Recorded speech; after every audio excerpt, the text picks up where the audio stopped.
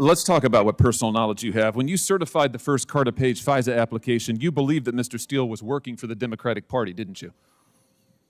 I don't remember whether I knew the Democratic Party. I knew that he was working for political opponents of President Trump. Now, let me remind you of your testimony under oath on December 7th, 2018, before the House Oversight Committee, in which you said, and I quote, Steele was retained by Republicans adverse to Mr. Trump during the primary season, and then his work was underwritten after that by Democrats opposed to Mr. Trump during the general election season, end quote.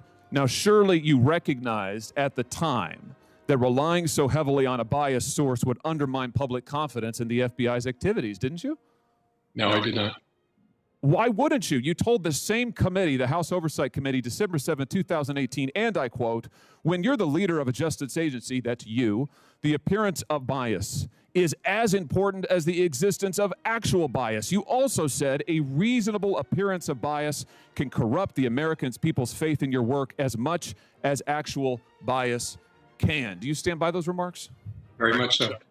But you nevertheless allowed the Democratic Party to leverage the federal government's most invasive intelligence capabilities against President Trump, and you personally signed off on it. You also knew at the time that other officials in the Department of Justice had serious concerns. Do you know who Stuart Evans is? I do. Mr. Evans was a lawyer in the National Security Division of DOJ under President Obama, wasn't he?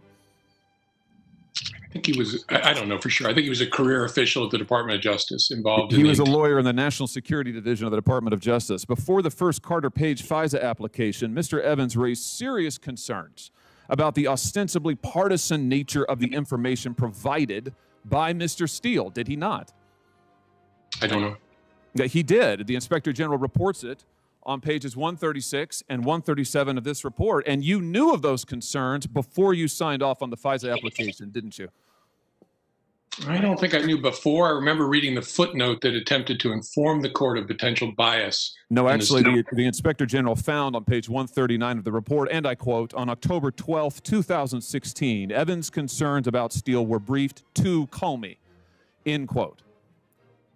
And yet you signed off knowing that the research was funded by the Democratic Party, knowing that senior officials in the Department of Justice National Security Division had serious concerns. You signed off nonetheless